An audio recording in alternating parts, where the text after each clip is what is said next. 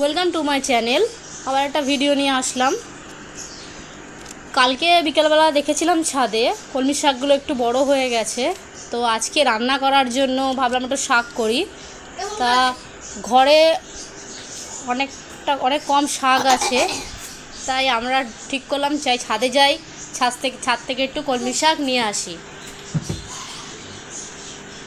কলমি শাকে বেশি যত্ন লাগে না, আমি শুধু কলমি শাক ডাল মাটির মধ্যে এরকম করে পুঁতে দিয়েছিলাম, ওর থেকে দেখো কলমি শাক হয়েছে। আর এরকম ছোট্ট একটা বাগান থাকলে কত সুবিধা হয়, যখন যেটুকু সবজির দরকার পড়ে গিয়ে একটু কেটে নিয়ে আসতে পারি।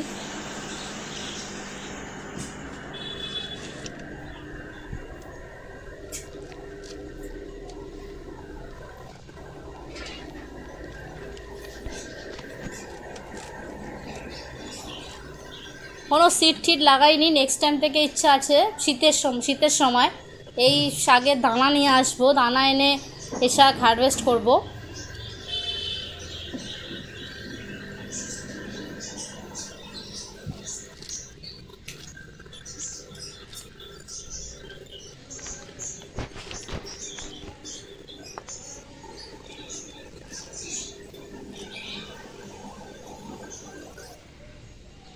আর বাজারের শাকে তো অর্ধেক কালার মেশানো থাকে, অর্ধেক কেমিক্যাল দেওয়া থাকে। তো ঘরোয়া শাকের এই একটা জিনিস। এখানে দেখো লাল শাক আমি লাগিয়েছিলাম, বেশি নেই, তুলে ফেলা হয়েছে, দুটো আছে, এখন সব ক্লিয়ার করব, আবার শীতকালে আবার নতুন করে লাগাবো।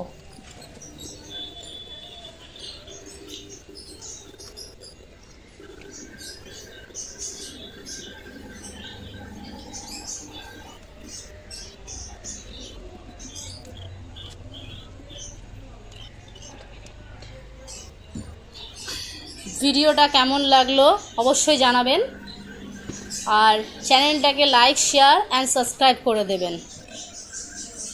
Thank you for watching.